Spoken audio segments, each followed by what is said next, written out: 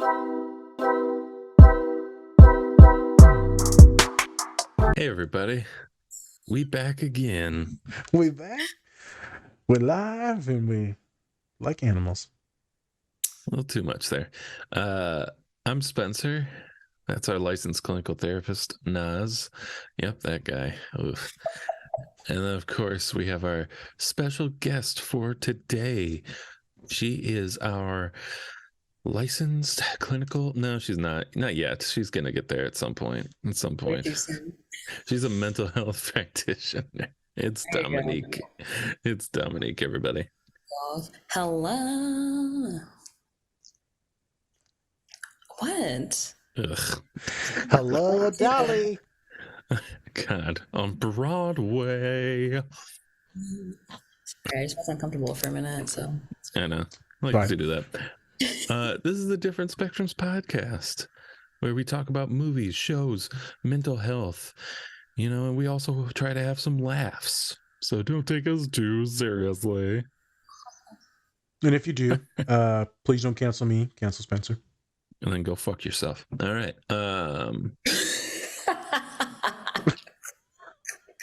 Also, don't forget to run up those likes for us. We'd really appreciate it.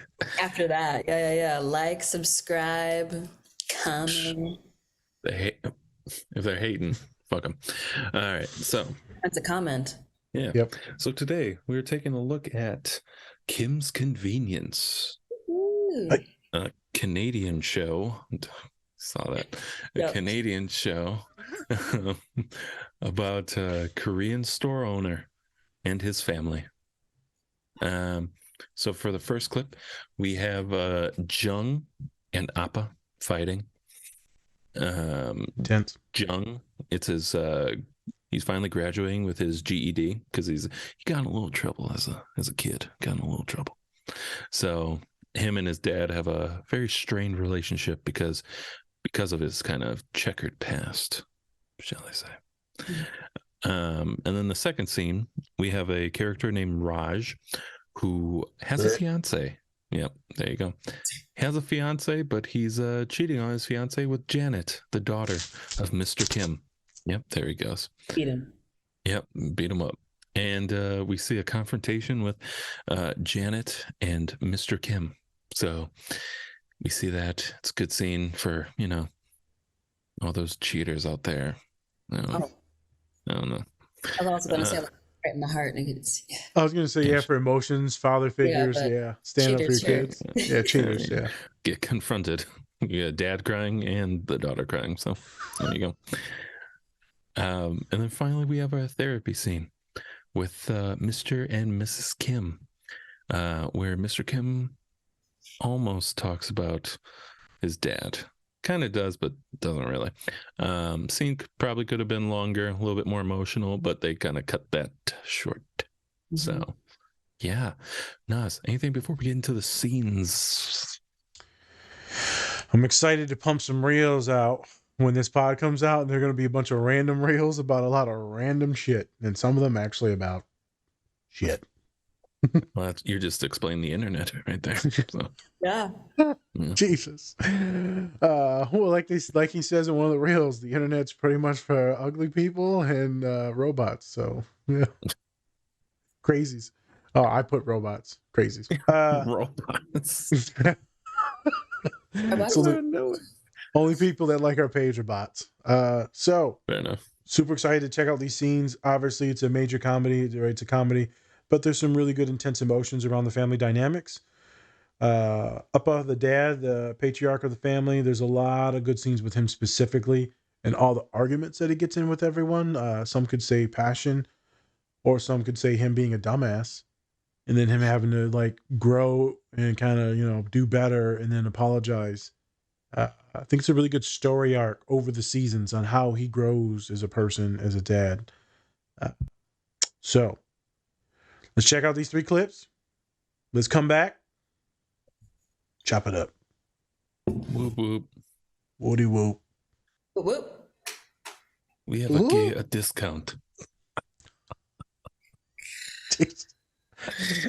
Episode 1, folks. All right. Let's check it out.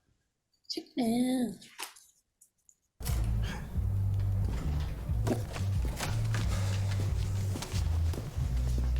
Oh, Tom.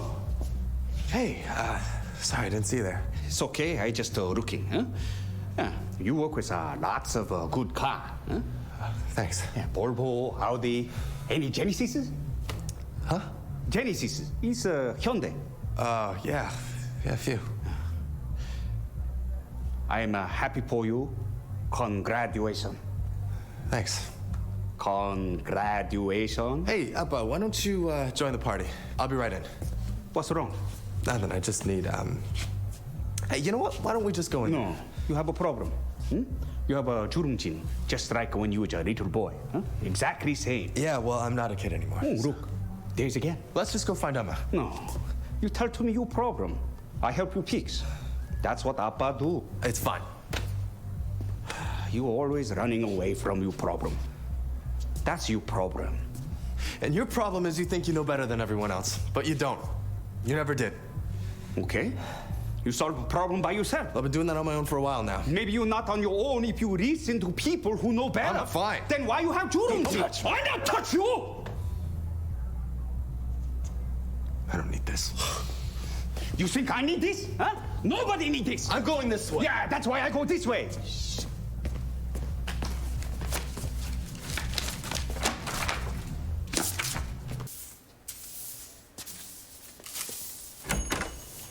Hi, Mr. Kim. Is Janet around?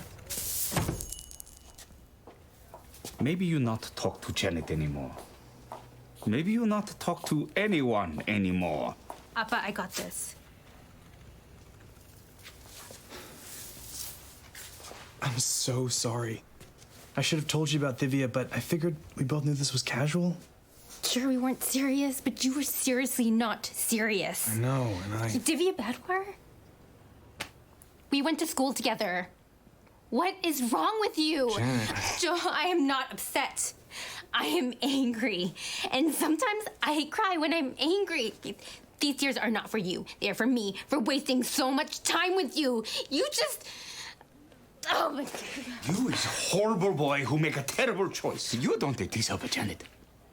She is most special, most beautiful, most talented. These tears are not for you either. I'm sorry.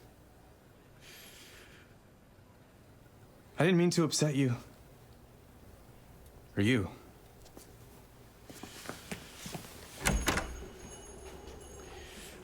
Yeah. I think he learned his lesson, huh?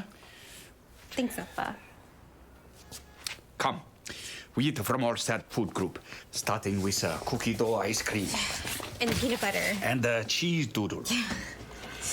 Now is called 5 minutes of soft eye contact. What? Put yourself at eye level with your partner and then gaze softly at them.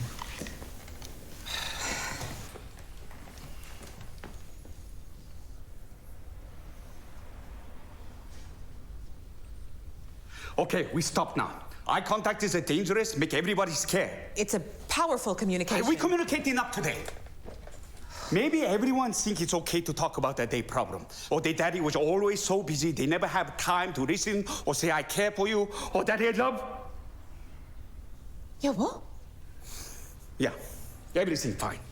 But I think it's a waste of time to talk about your feeling and about the thing that happened a long time ago with a parent who not even. What's happening? It's a breakthrough. Or a breakdown. I don't know. I say we vote him out. We're not voting. Well, my husband is the strongest of all husbands. He works so hard and never complain, almost. This is first time he ever talk about family or his daddy. And he made me so proud. I think this is time for a healing circle. Everyone, come on. It's okay. So, please, no.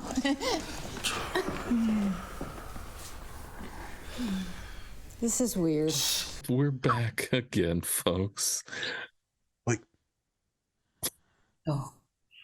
I'll describe it. Didn't know it was. Oh, that's funny. All right, so we took a look at the first scene with Jung and Mr. Kim. Now, like I said before, they have a very They have a very strained relationship. As we see in the beginning of the series, Jung is out kind of all on his own. And we see that he had, he got in trouble a lot as a kid. And so, traditionally, for a lot of probably family, like especially in kind of Asian culture too, is they really want to have their kids be successful in monetary value and also in status. So seeing that Jung isn't really doing any of those things at the moment, he's kind of building himself back up at an older age. We really see that Mr. Kim is a little bit more disappointed than anything. We also see that they kind of have that strained relationship when Mr. Kim tries to implement himself into Jung's life, which I mean we can all kind of find a common ground with that. Kind of parents trying to a little overstep, even though we're telling them we're fine, even though we might not be, but they still try to help us. I thought it was a good scene, especially when you talk about parents and like their children, how you kind of communicate with them and everything like that. So, Dom, since you're the guest, what do you think of the scene? Ooh, it was very intense. Just like them yelling at each other. Like I could not imagine raising my voice at my dad. Oh my goodness. So that was ballsy in of itself. And I think Jung realized that, because at first he was still trying to like keep a even tone, respectful tone, but then Appa just kept pushing that button and being like, oh, well, see, I told you, or like, see, you always do this, blah, blah, blah. And I think it was frustrating for Jung because like they haven't talked since he was 16. So there's a lot about Jung from 16 to his mid-20s, however he old is now, I have no idea, that Appa doesn't know, but Appa feels like he does know. Like he claims to know way better than Jung does, which I'm sure he does know for some things, but they've been so disconnected for however many years, a lot of things about Jung that Appa doesn't know. So I think that is probably why Jung felt just like so aggravated and raised his voice. It also seemed like they may be a little too similar, like maybe like their personalities are too similar. They both seem very stubborn, hard-headed, what have you. So I feel like sometimes when two people are too similar, especially like father son, mother daughter, like if they're too similar, they butt heads. So I wouldn't be surprised if that's why they would butt heads so much when Jung was growing up, and him just wanting to explore a little more and not be super focused on school. And like Spencer was saying, Appa is very about wanting that success, and Jung is the firstborn, so that's like even more pressure, and he's the firstborn son. And I feel like is in Asian cultures, and correct me if I'm wrong, but I feel like having a son is way more valuable than having a daughter. I remember, I don't know about now, but I feel like in the past that was the case. So that could be part of it too. Like Jung, he's the son, he needs to be set up to take over the store or follow family business or do whatever successful thing, and he's the firstborn. So Appa probably wants Jung to be a good influence on Jane, who I feel like Appa still kind of babies a little bit. Yep. For sure. Nazir. As season 2 or 3, I think it's season 3, there's some information that comes out about Kimchi as his best friend that he stays with, where he talks about how they would blame a lot of stuff on Jung, or like they would hide things, or like they would find drugs or like magazines, or they would find certain things in the house, right? And they would blame it on Jung, or something bad happened, they blame it on him. All his friends, they all blamed it on him. And so I think he got a bad name. He might have fucked up and done a few things. We all mess up. So his dad was super hard on him. I'm sure other people were hard on him as well. He believed he was a loser and dipped out. He's like, man, fuck this. And he left at 16, which is intense. That's like intense. It's not very common, at least not for any students that I see in college, to just dip. And And then he's still pretty successful, and he's like got a job and stuff, got a boy, got a house. Like, I mean, he looks like he's doing good. I think this is Toronto, right? Toronto. Yeah. Yes. Yeah. Yep. So I'm like, doing pretty good in a big city. Then he comes to this scene, and I was saying like there's a story arc where they're getting closer, right? And then, she's trying to get them to talk and connect, and the mom's always so fucking happy, and she wants it to happen so much, so much. And she keeps pushing. It's the cutest shit seeing the women push these men together. And he's so proud that his son graduated. He's so proud to talk to his son. And then literally the worst fucking thing happens. Obviously this is all for writing and they're setting up the storyline. I'm not sure if it would have went down just like that. I feel like a normal dude would have been like, yeah, man, just girl or something like that. I feel like he would explain what just led Jung to be pissed off or to cut his dad off. Mm-hmm. But maybe it would have happened like that. So he freaked out when the dad tried to give him advice. He's like, back the fuck up, man. Calm down. I'm fine. I don't fucking need you. You weren't around for many years. Mm-hmm. But as Dom said, that shit got intense quick. Don't you touch me. I ain't touch you. Mm-hmm. Then they right in his face. I actually thought they were going to fight. And it's interesting because I've been in those situations with people. Mm-hmm. I've been in some situations with Pop where we get into arguments, right? We've been living together since like 2009. Right. Where we argue and you be yelling at each other, getting ready to kill each other. And then he's like, don't follow me. I wasn't following you, but you kind of were following that person. I feel like that's the issue with a lot of people is, you don't want to back down from this argument. The other person walks away. It's a weird fucking thing when you're in the heat of the moment with family members, boy, I tell you. Yeah. Sad moment. Sad moment. Yeah, totally. And then also kind of going with Mrs. Kim. She's always she has a good relationship with Jung. Yep. So that's something I'll point out too, is that even though and Mr. Kim didn't really find out about that until a little bit later on, that she was actually still had a good relationship with him. He was super sad about that, or super insecure, super jealous of when he found that out. Yeah, I remember he was at Kimchi's place where Jung lives as well, and then he finds like the screensaver of like all like Jung, Mrs. Kim, and then Janet together. They get an ice cream. That was so sad. Yes, that was so sad. Like you could tell how hurt he was, and I was like, devastated. Okay.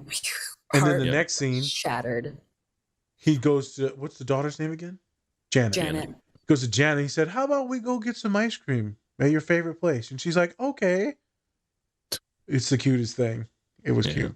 But you're right. I forgot about that.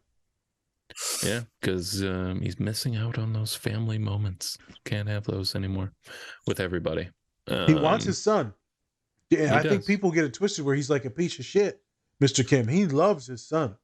He loves him, but at the same time, he also knows that like A, I don't think he wants to overstep his boundaries, and then B, I also think that he's hard-headed as well. Like he just doesn't want to, and I think he might be a little bit too scared to like have any confrontation because it might get worse somehow, where they just never talk again ever. Yep. So that's also a possibility. I kind of feel like Appa isn't afraid to step over those boundaries because, like, in the fight, Appa was like, I know everything. Tell me what's wrong. Like, obviously, I know what I'm talking about. I just feel like Appa, he's too old school, set in his old ways, not willing to take, like, a new, younger perspective.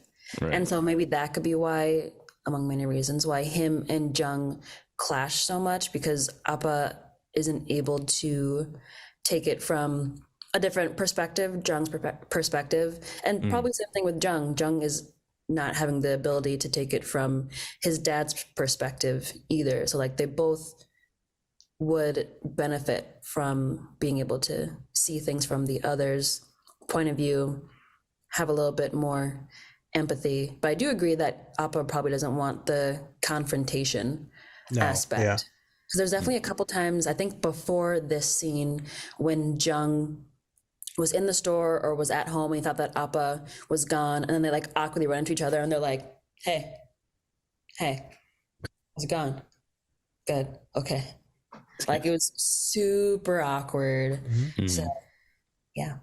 Mm. They both want to be with each other. Mhm. They're both scared to make a move. They both don't want to make it worse, like Spence said, but they also don't know how to make it better.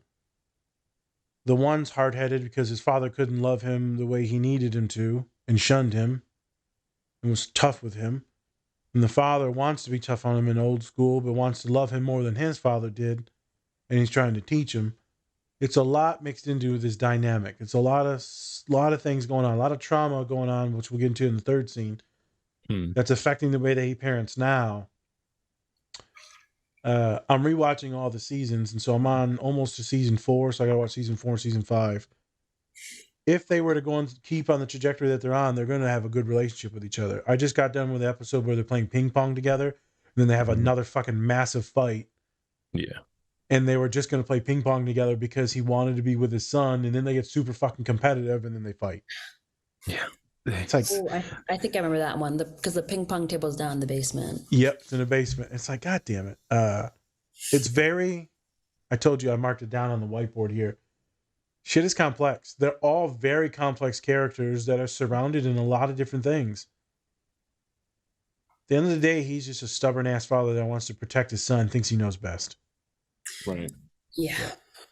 Yep, totally agree. And then I would also say that when they do kind of make up, it's like feels like they just kind of tiptoe around like their kind of emotions and everything and how they're feeling instead of actually just talking them out, because they both don't really talk outwardly about what happens or anything like that, because it feels like then they're going to get mad, or maybe they're going to have that emotional connection and they're just kind of at that point. I mean, you could say, you know, Mr. Kim is just too old school and doesn't want to get that emotional, even though we see him get emotional multiple times, right?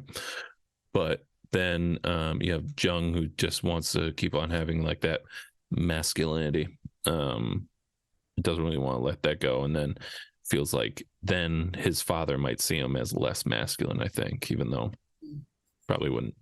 Yep.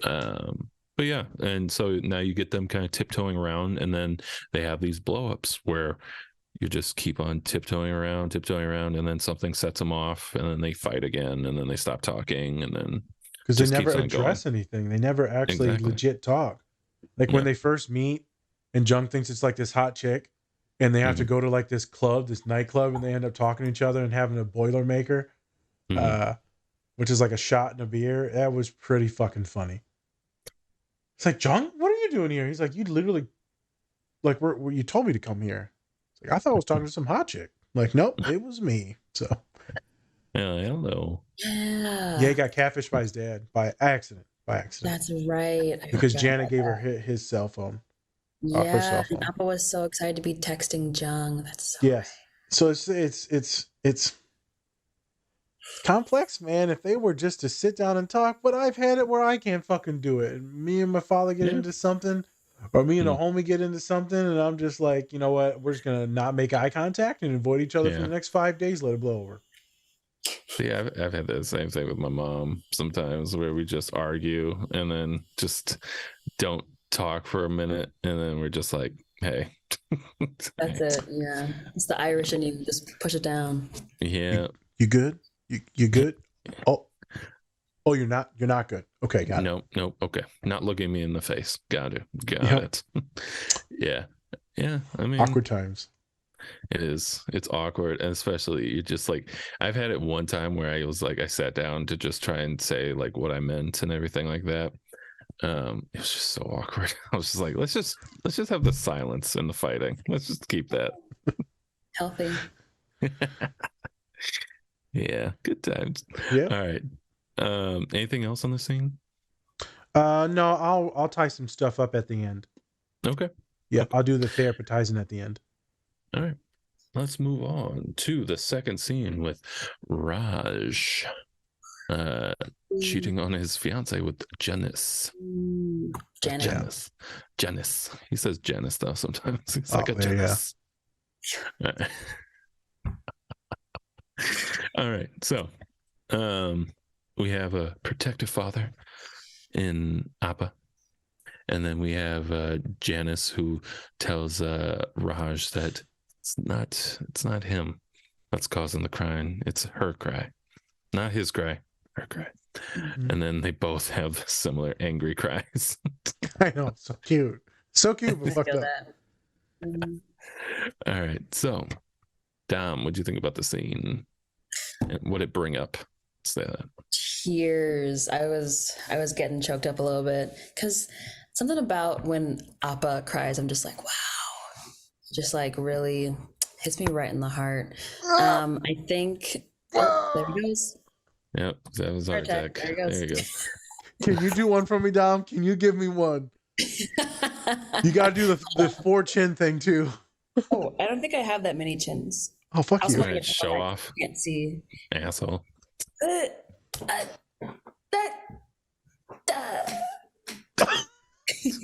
She got it at the end.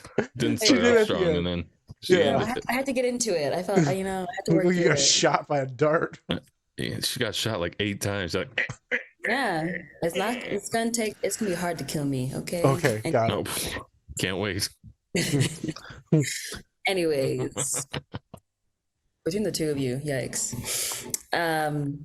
Yeah, I think something about Appa kind of reminds me of my own dad, and just like, I feel like I said this before, but like Asian dads and Caribbean dads are very similar. I realized after watching Kim's Convenience, or at least Korean dads, maybe, and just like, man, a few words, very stoic.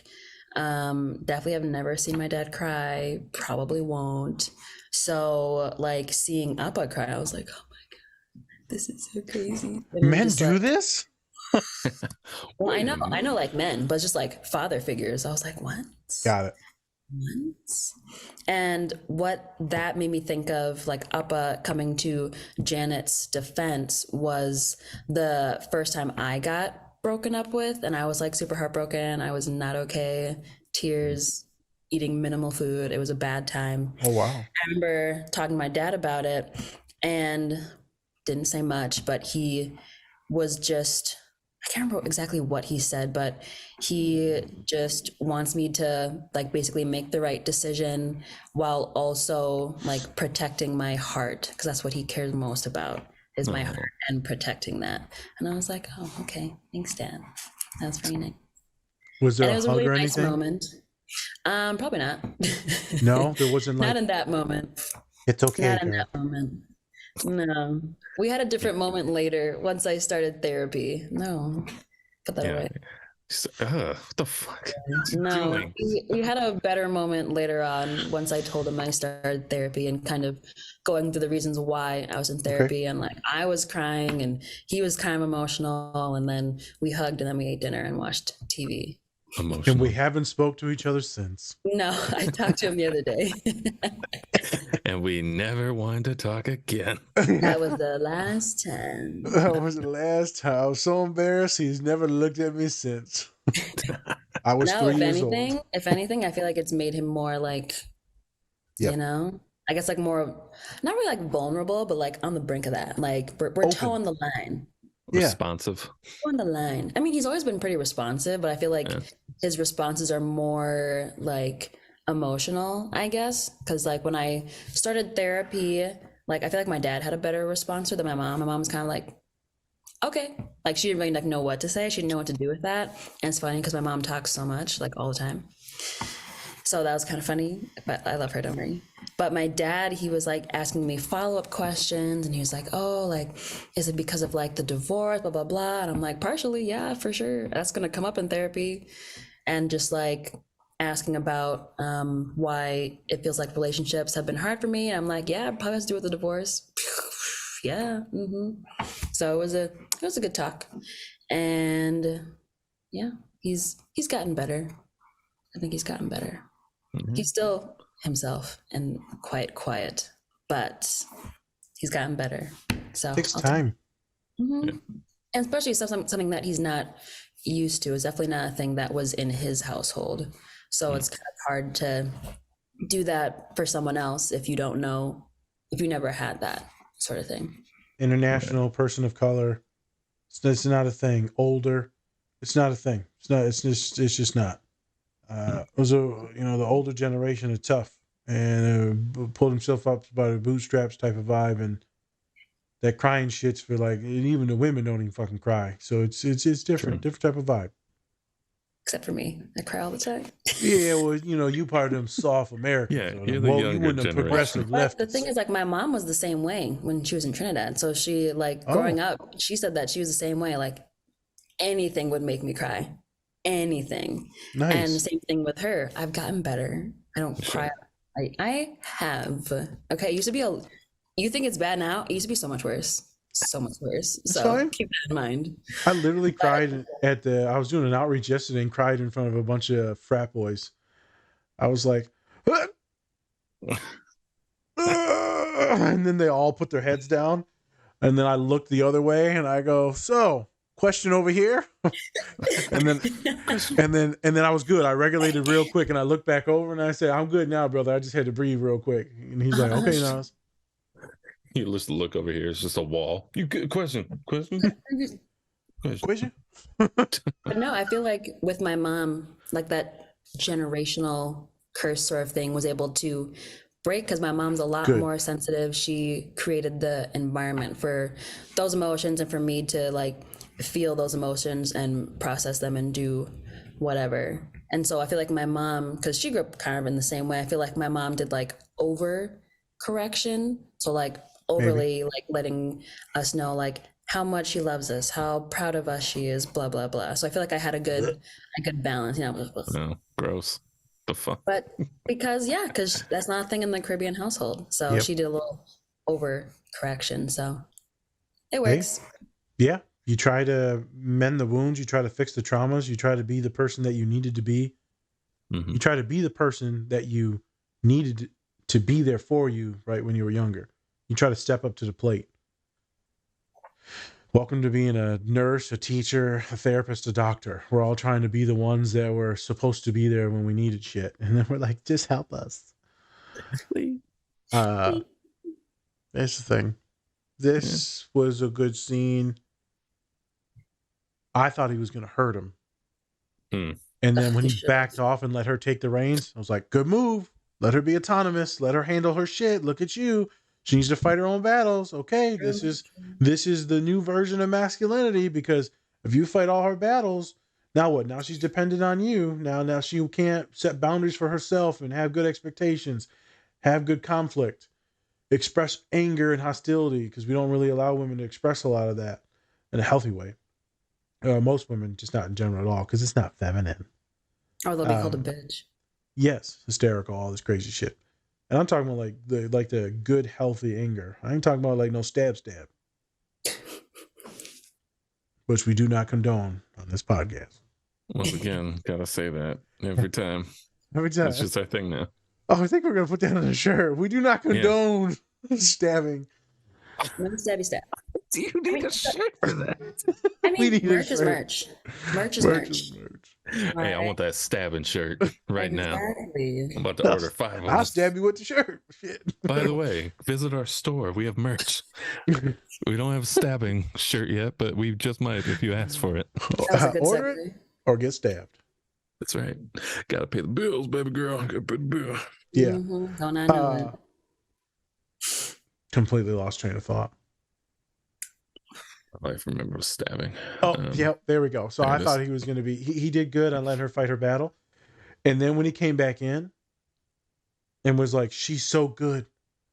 She's so intelligent. She's so beautiful. And his voice starts vibrating and shaking and getting choked up. I'm like, this dude's legit crying. This doesn't even feel like acting now. He went to a different zone. Let me tell this story. Here we go. What did you say? And he said, let me tell you a little story. I could not understand what you said. Let me go ahead and tell you about this story.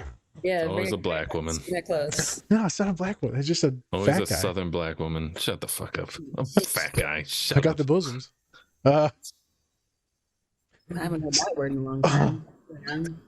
No one has. It's been like 50 years since anyone said that. Yeah. Anyways. I forgot what I was going to say again. Exactly. Story time. You're about to tell a story in your Southern black accent. There it is. Not that. Every time I go to gas up a student, I'm like, they're like, I'm a piece of shit, and then they list all the reasons why they're shitty, and it would be like a couple, like there'll be like one good reason. I'm like, okay, this you kind of suck for this one. Like you're kind of stupid. Like, okay. And then they list a bunch of bullshit, bunch of fake news stuff, bunch of stuff that's just societal bullshit and norms, and they can't assimilate, and so thus they hate themselves. And so at the end of the therapy session, right, at that first intake, they like to throw some stuff at them. Or I like to wait out, and it depends in a certain mood or vibe. It depends on how the session will go. That's when I'll affirm people about who they are, or who I think that they are. Or it's when I use my funny saying, and they said, you know what? Sometimes they just be looking at me. I'm gonna tell you something. Sometimes you see some clients and you're just so fucking stupid. And they look at me. What are you talking about? I said, y'all don't pay attention to nothing. I said, you got so much goodness inside of you. Kindness, funny, empathetic, intelligent. You're good looking. You got all your teethus. I always say it like that because that's how my mom says it. Got all this shit, and yet you're worthless. Now you tell me why you're fucking worthless. So I want you to give me one good reason, and they're usually sobbing, crying. Because it's weird for some of us to get compliments. And the reason why I said this, because I related to him in the moment, because I usually get choked up in this too, and that's when the students really start to fucking tink. Mm-hmm. I don't know what that is. Why I get choked up when I'm legit throwing the reality of who that person is in front of me. I think you probably wish that they could see themselves the way you see I them. see them. Mm-hmm. That's the first thing that came to my mind. And then I know that they won't, or I know that they don't, and it hurts to know that they're in so much pain, or that they're hidden behind so much trauma or depression. But yeah, when I throw some things back at people, if I'm just doing it in my robot phase where I'm just being therapist, it doesn't hurt me. But when I have those real moments, I stole that, you're so stupid, this and that. I stole that from there's a sitcom where a therapist talks. It's a doctor's an asshole. And he said, this is misery's wasted on you. And he's like, what are you talking about? And so that's why I take that thing. I make fun of him. I jab him in the head, and then I cut him deep because it gets their attention. Mm-hmm. I'm a piece of shit when I say that, but it gets their attention because I do think it's idiocy, the way people view themselves. But just like Appa did there, I end up breaking down. I think part of me is very protective too, because now they're hurting my friend. My friend is now the person that is sitting in front of me. I told a client the other day, I said, I ain't got no room on my roster for you, on my schedule. I don't. But now, since I like you, you made me fucking like you now. So now I got to find a place to fit you on my fucking roster. You did this shit now. And she just looks at me like, okay. Sorry. Yeah, sorry? Question mark, but like not really, because I want to be your client. Yeah, it's interesting. Because I wanted to transfer some clients off my roster to put them with a different therapist or, refer out. And then I was like, fuck, I'll work with you. I guess. I think it's a protection thing. I get so protective. And when I get protective, I get angry. And when they hurt themselves, I get angry. So when I get angry, the passion comes out, and that's where the tears come. Could be it. Like Appa just showed. Look at me therapizing myself. Mm-hmm. Look at you in the moment. No wonder you've got that license. Yeah. I use that a lot. Yeah, I wonder if that's what it is. I know other times or when I get stuck in sympathy, where I start to get scared. And they start to spiral like Janet did. And then I start to get scared and I can't find my way out in their story. And I'm visualizing everything and I'm feeling suffocated. And then I'll start to get emotional and I'll cry sometimes because I'm trying to find my way out to navigate it, but I can't. And so I'm drowning. So sometimes when I come with words after that, I'm like, what are you doing, kid? You got to keep fighting. So it depends. But that moment for me was good. I felt that emotion. I felt that anger. I've been that angry when I angry cry. I haven't done that in a long time, the angry cry. Thank God. That's just horrible. I think it's been a while for me too. I can't remember. I had a frustrated cry not too long ago. Yeah. Like when I started, well, that was different. That was just like pure anxiety. That was not frustration. That was pure anxiety when I Oh, it was called an you. anxiety cry. Yeah, I was not okay. Like my hair was falling out. It was like a whole thing. Oh my God. Yeah, it was like peak like school Yeah. stress. And I was like, I'm quitting. Goodbye. Why am Yeah. I'm fine now. I figured it out. But there was just like a lot of assignments happening at once, and I was feeling very overwhelmed. My self-care was not the best. And then I was working, and I think at that point, that was when the flood in my basement finally was finished, and then I got the carpets finally replaced, and I was back in my room, and there's just a lot happening. But A lot we're back going on. on. Yeah. Sometimes me and Spence, if I remember and I'm not too lost in the sauce of my own stuff, I'll be like, so how's Dawn doing? She dying? She did? And he'd I be think like, she did. you made it through. You made it through. I I made it remember that through. he told me that. He's like, yeah, man, she's fucking stressed the fuck out. I was like, I told you. He's like, yeah, man, that bitch bald. Shit. That's what it felt like. I was like, I'm losing my hair. That's how I felt. I was like, I have none left. It's all He's gone. looking like Charles Barkley now. What the fuck? Yeah, it was coming out in God damn. clumps. Damn near. God. Jesus. It's only falling out the healthy amount now. It's not coming out in the clumps like it was. Thank God. Well, that's what I said too, a week later. Stop. Well, I know I look good with no hair, so if it comes to that, I'll be fine. Yeah. You'd be fine, bald. You can probably pull it off. Yeah. Thank you. Yeah, it's good shape. It's a nice egg. Yeah. Mine's like all lumpy and shit. I'd just be like this all the time. You did. I remember just Flip chrome dome. Yep. mhm. Yeah, it's a thing, those angry cries. I haven't done that in a while. I talked about on the pod we did yesterday with Serena. I talked about one of my interns broke down, right? Because they were relating to too much stuff and too much issues, and a lot of things were coming up. And so I literally just asked a mere question, and boom, they tanked. And I said, "Why don't you talk as the therapist, the group leader?" And she said, "I just can't. Every time I go to, I just start choking up." I said, "Shit, I've been there. That's a vibe. As a therapist, that's a vibe. That's a vibe." Like I said, I cried yesterday. We got choked up real hard.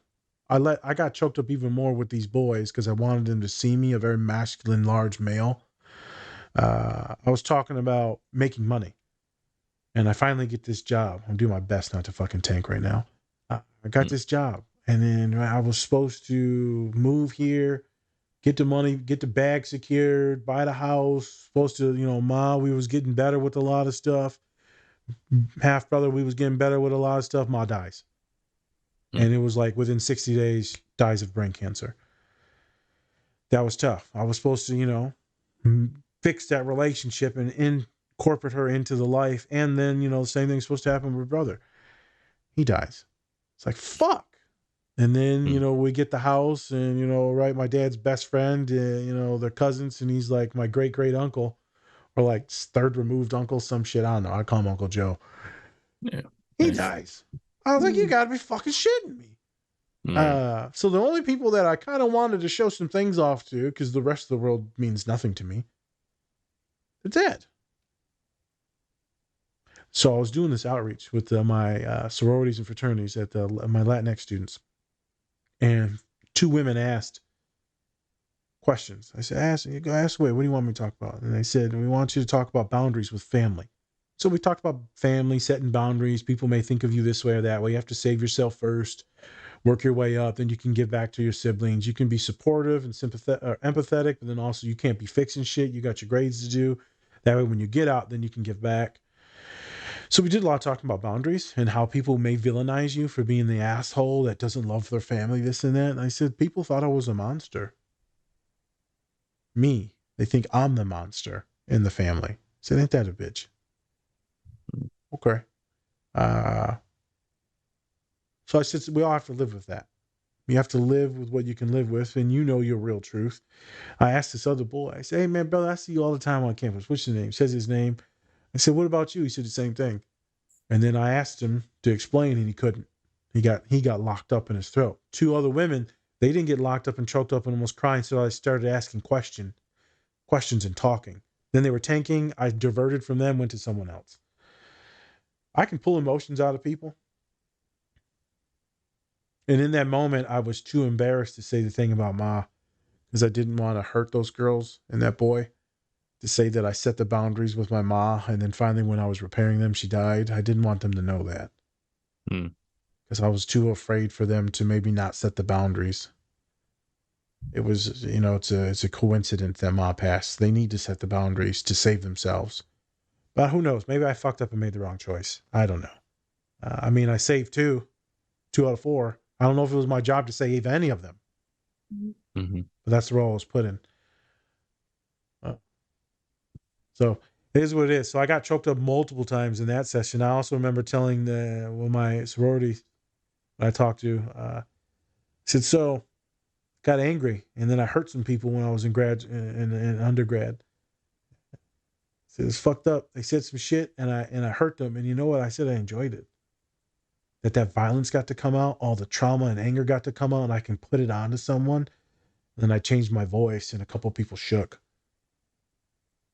And then my boy asked, how did you feel afterwards, though? And I said, I never felt like a bigger piece of shit my entire life. I said, I got kicked out of school, sat in a jail cell, lost literally all my self-worth. And then not only was I depressed, I was suicidal. Not only was I suicidal, I actually tried to commit suicide. And so, like, shit goes down here real, real quick. And they're all just like, what the fuck? I said, when you got that shame and that guilt and that embarrassment, that's a tough son of a bitch to come back from, especially if you're brown. This is a brown family, right? You're a brown woman. There's a lot of shit that's in that. There's emotions, and we try to hide those away, and Jung tries to hide it away. Appa tries to hide it away. Janet's better with them, and then, right, that protectiveness gets to come out of him. Appa, and he's also a military member. He's ready to kill that motherfucker. I was ready to kill that boy. Mm-hmm. Not only did you cheat on her, but then you fucked over another girl that you're trying to marry. Also, you kind of went into the store a little too confident, I want to say. It's like, probably should be having a little bit more, a little bit more. You shouldn't be as confident as you should have been walking into that place. You ain't coming into my store. And so, like, hey, Mr. Gill. Like, no. So, I don't know who you talking to. It was a good scene, man. It was a good, very protective scene. I know I talked about a different couple of deviations of things. Right. I told you I was going to talk more when we do another scene next week about some of the talks that I had this week. Good to see good emotions. Good to see dads be emotional, but also let their kids step up to bat. I do the same shit in therapy. I remember a couple times, kid was like, said some stuff. I'm like, I looked at the kid. I said, tell me where the motherfucker lives. He said, Nas, I ain't going to tell you that. I said, tell me where the motherfucker lives. I said, me and my dad going to take care of this. So this kid's one of the kids that we mentor, that lives out in Chicago. She's like, I'm not going to tell you nothing. I said, okay, you fuck up and slip out and find. I'm going to find the boy's name and then what? Yeah, you and your dad ain't going to do nothing. I said, my dad loves you more than I do. Sometimes you get mad, boy. I remember when she told me something, I started crying immediately. She's like, Nas, what's wrong with you? It's like, I don't even fucking know right now. I'm so angry. That's so fair. That's only happened once in my entire career where I just tanked before the student even finished what they said. Wow. And they were like, what's wrong? I was like, I'm getting ready to kill someone. That's what's wrong. It was intense. She was like, Nas, you need to calm down. It's like, yep, I've been trying. Good. It's not working. It's not working. Stab. Oh, stabby stab. I do not condone violence. Blah, blah, blah. I feel like it's hard when you care so much, I feel like I care a lot. So I don't know if I ever would like really do anything, but there are certain people where I'm like, meet me outside. Okay. I know I would yell. I know I would never touch. One of my coworkers, I'm ready to fight. See? Spence got one he's trying to fight too. Or at least yell at. I have a few. Lady that always fucks with him. Oh, One has a little crush on you. My God, no. I was talking about the lady that always interrupts. She has a crush on me. And I'm convinced. I throw up every time. Yeah, it makes him Could be. Can give you one That's of my what I shots, think. and you can just inject her with it. Watch her die from it. Yeah, no, That was intense.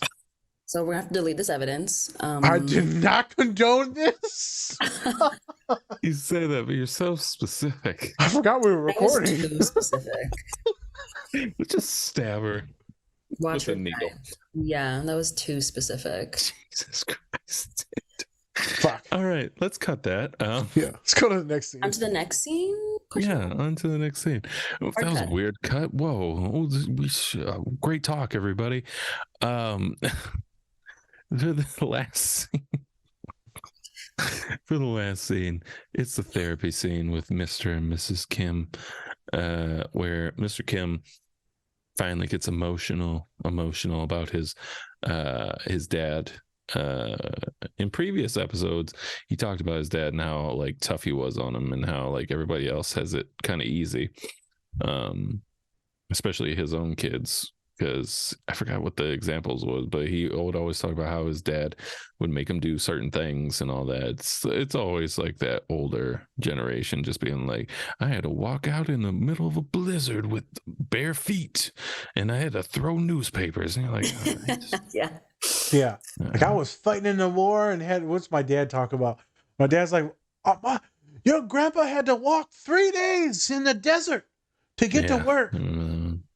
And then 5 days work, 3-day walk back. My mom like, I slept on a mattress with 8 people and picked fucking cherries.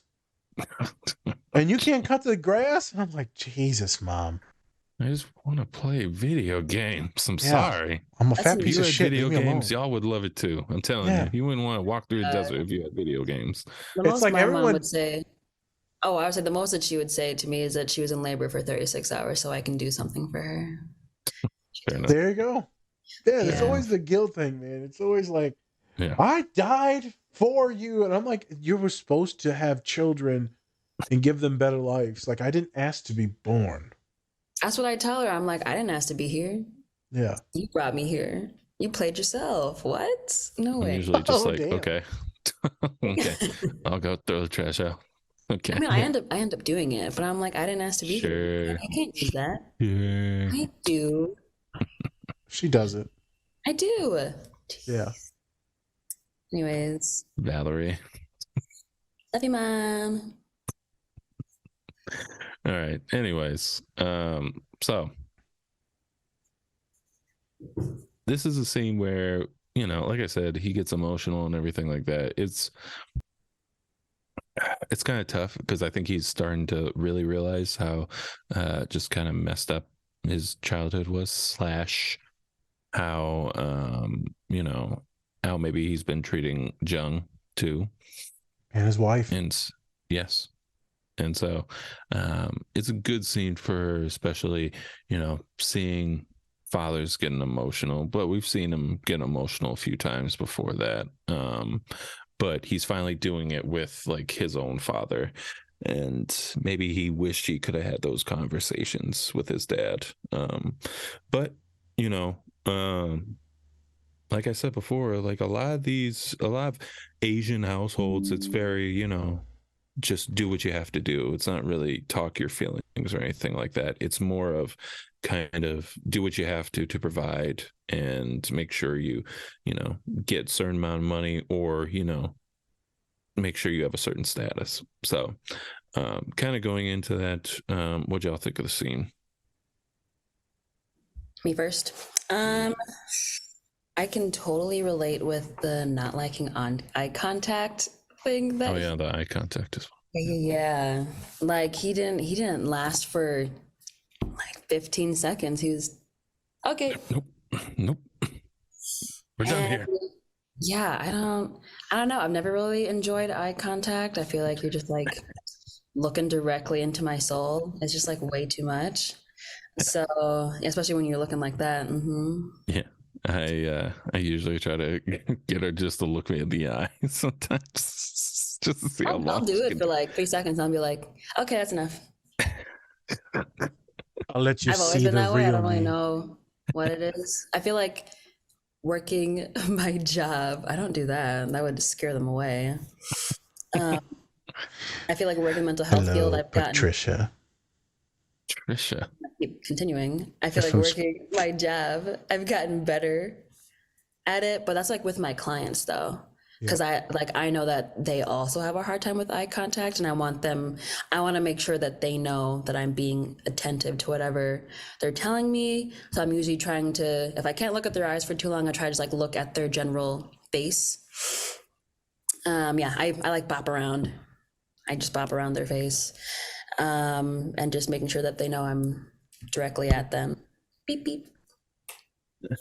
But that, and then just I think the tender way that Amma, Mrs. Kim, was looking at Appa, probably just like, I don't know if it like unlocked a memory or what, but I think she was just like looking at him just like so tenderly and lovingly, and it just made him remember something, or maybe made him realize like that is what he has always wanted and maybe still wants, but like from some other missing figure. And of course his wife can give him that, but there's still that missing piece from his dad that he never got, and he tries to like say it a little bit, and he's like, oh, nope, not gonna do that.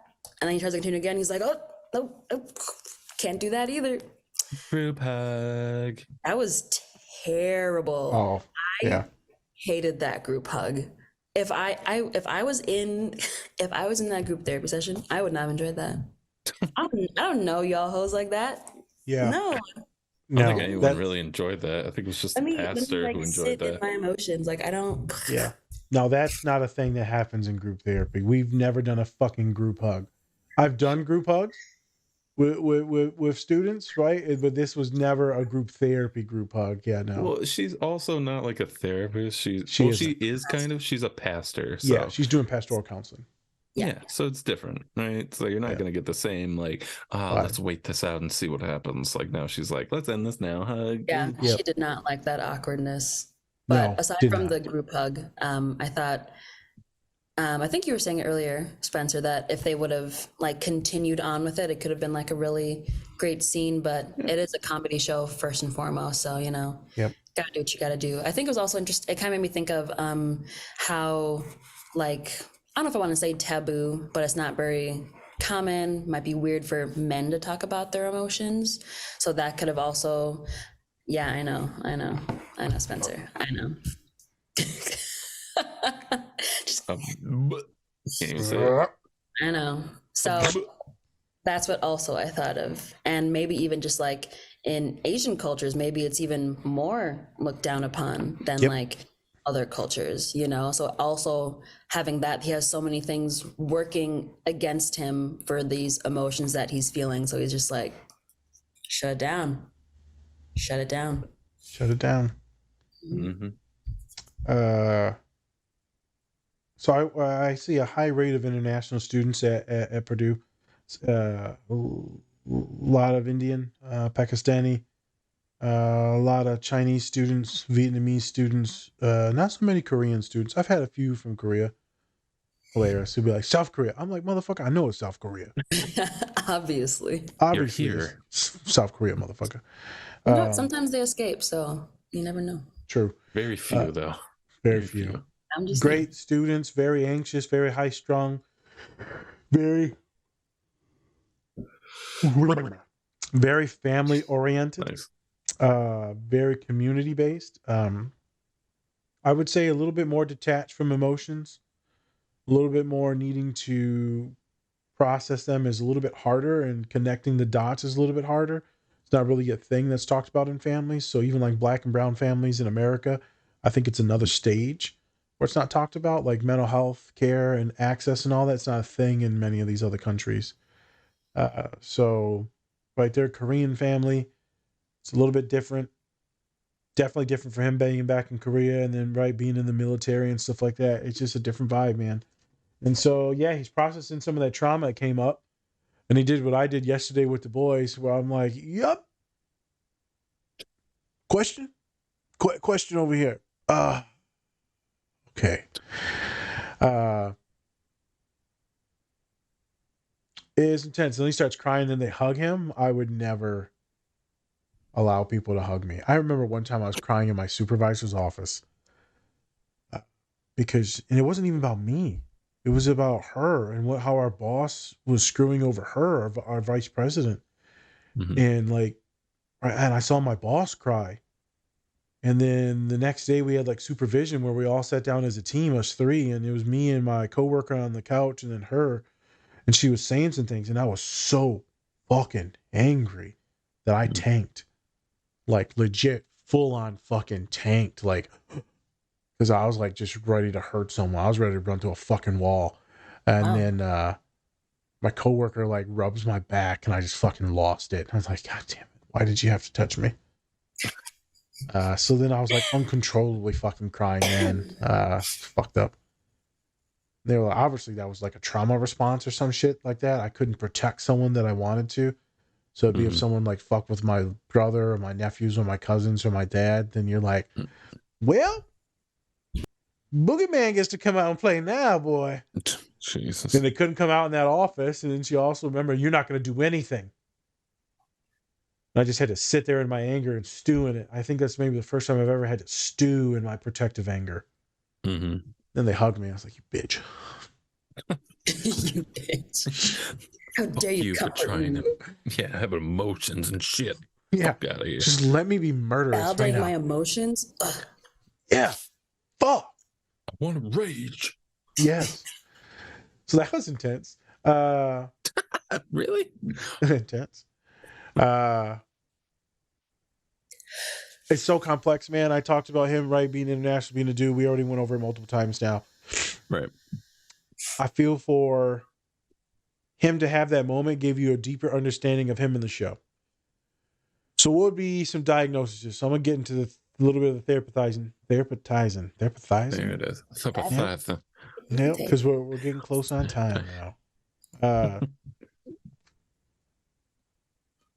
We talked about some of the emotions, him being passionate, family-oriented, protection. We dipped into some of his trauma issues with his own father, maybe with the war, maybe with the loss and insecurity of a son. That's a trauma. Your son leaving you, that's a trauma. And your firstborn at that.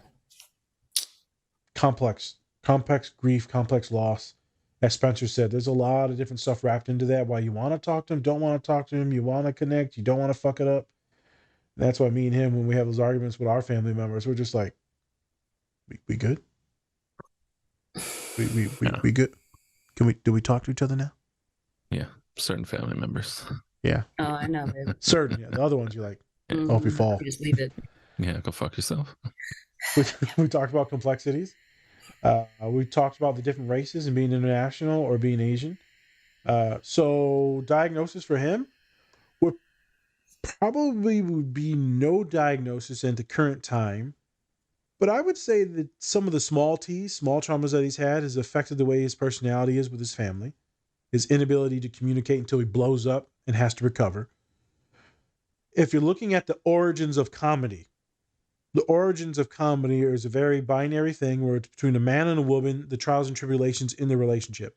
So the origins of comedy were started on that definition. Man, woman, their relationship, and make shit funny. Mm-hmm. So technically that's what they're doing. It's the ebb and flow of their relationship, and you laugh at a lot of things. Then it's the ebb and flow of his kids. So it's a good comedy.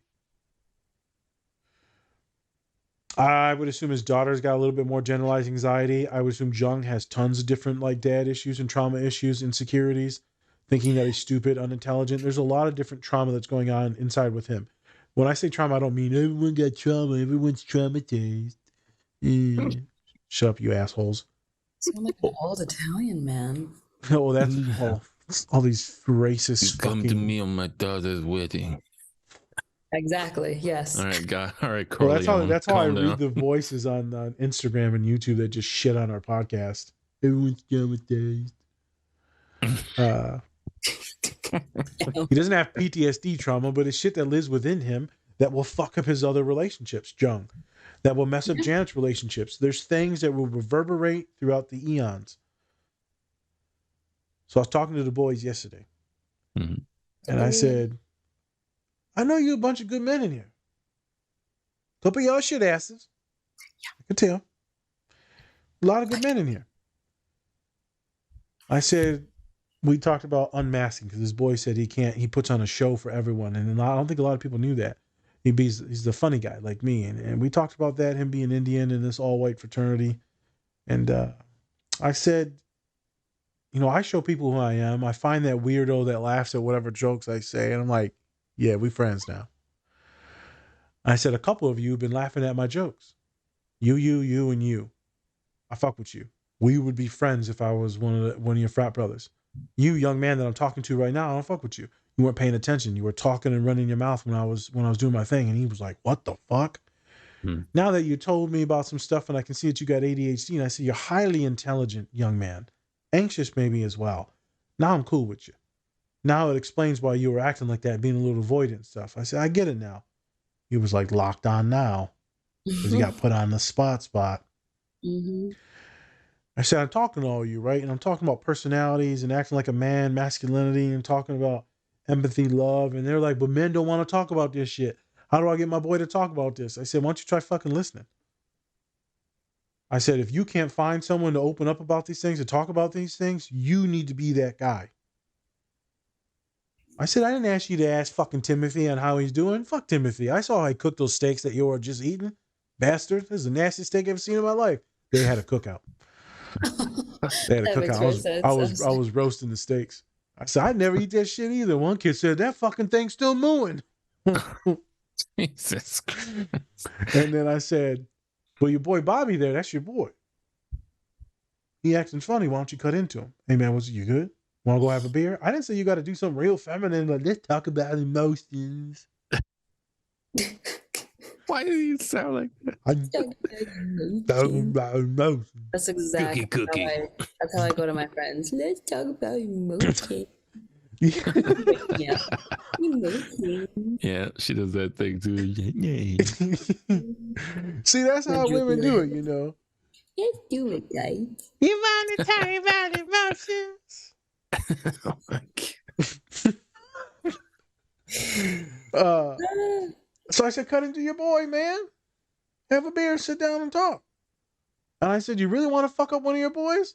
Remember something that he said a couple of weeks ago and ask him how's it going with that. It'll completely fucking blow his mind. He's like, damn, you actually paid attention to that? I said, something that I've learned. I love and remember these random facts and things about people and humans. I don't fucking care about these things. But I know people really like them, so I'll bring them up. And they're all like, dude, you're kind of fucked up. I said, it makes me a good therapist. I know to have conversations and to build intimacy with people. I've had some of my best intimate moments after we play basketball and we're just hanging out. Best moments of manhood and bonding. Oh, yeah. And so I was talking to these young boys about that, right? And then I shared some emotions, right? Got choked up. And I'm trying to show them the way why. Why? Because I said, some of you motherfuckers going to be real depressed. Right. Middle age, you're going to be real depressed. And they said, what are you talking about? I said, highest rates of suicide in middle-aged men. We don't make friends. We're done. But we're not going to do that. Women will talk about emotion. Talk about emotion. But man, we ain't going to talk about it. We'll sit in our whole depression, solitude, and that's it. What's the point of trying, right? Where everyone, we just don't, we cut off contact. I said, so I'm trying to save one of you fuckers' lives in here right now, today, at this fraternity house. I'm trying to save one of your kids because maybe I don't even give a shit about you. Actually, I really care about your children, how you're going to fuck them up. So be kind, let them talk, let them validate their emotions because they asked what's the difference between the genders. I said, validate their emotions. And when they actually break down with you, don't be some asshole. Actually, let's talk about it. Mm-hmm. Groom them to be good people. Go backwards. So this was that one. My one I did with sororities in the multicultural groups. There was a boy that came up to me at the end. Said, hey man, you said that thing about men like committing suicide when they're middle aged and they have some of the highest rates, right? And so he said, my grandpa committed suicide. My dad was 12, and my grandpa went to the barn and then he never came back. And I was like, fuck, dude, you good? He's like, no, I'm good. But your talk today solidified some things, and now I can talk to my dad about how this is like a real thing, and I can check in on my dad now just to make sure that he's good. He's a middle-aged Jew. And I'm like, yeah, brother, if you need anything, like, here's my card, let's talk. So I'm good, man. I just want to tell you how much I appreciate you. And he said, I enjoyed that you were so vulnerable and open and emotional. I said, yeah, I almost cried a few times. He said, I seen it.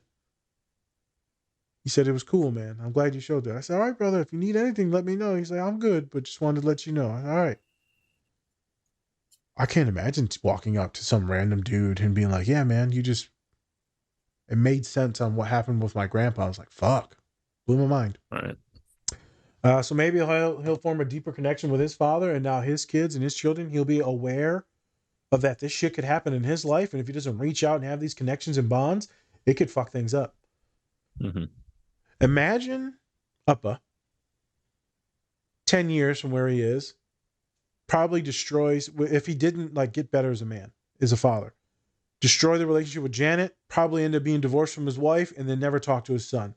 Like, you're going to be pretty fucking depressed and suicidal. Yeah. Mm-hmm. Yeah. I remember telling the boys, we talked about Robin Williams. I said, this is kind of fucked up, but I said, just like Robin, when he couldn't make people laugh anymore, his depression got even worse. His dementia was horrific, and he committed suicide. I said, I don't really see a point to life if I couldn't make people smile. They're like, what? There's so many. I get it. There's a lot of cool fucking things. Don't worry about me, assholes. We talk about emotions. Don't worry about me, fucking asshole. All right, Louis Armstrong, chill out. God's great. You're beautiful. Hey, that was pretty good. Oh yeah. One voice is shot. I like making people smile, right? When you smile, Spencer smiles, makes me feel good. When I get a whole group of fucking people to smile, just whoop. Right. I'm riding a fucking high afterwards. I'm like, yep. Walking outside, bouncing around. I'm telling you, I feel like I'm 150 pounds again.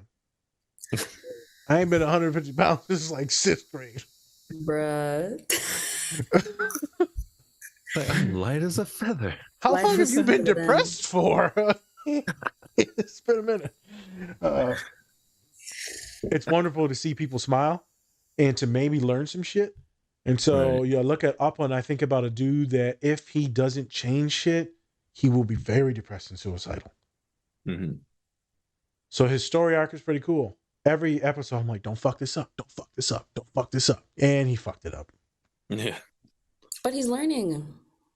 He's taking it in, and he always realizes in the end, or maybe sometimes an episode or two, that like, okay, maybe I could have reacted to that better. Okay, maybe I could have phrased this thing better. Even though I still think I'm right, maybe it could have gone a different way. So I feel like he is learning, and he's taking into account like all of Janet's emotions and like how she's going through it, and then hopefully trying to figure out in his head how that could work with his relationship with Jung.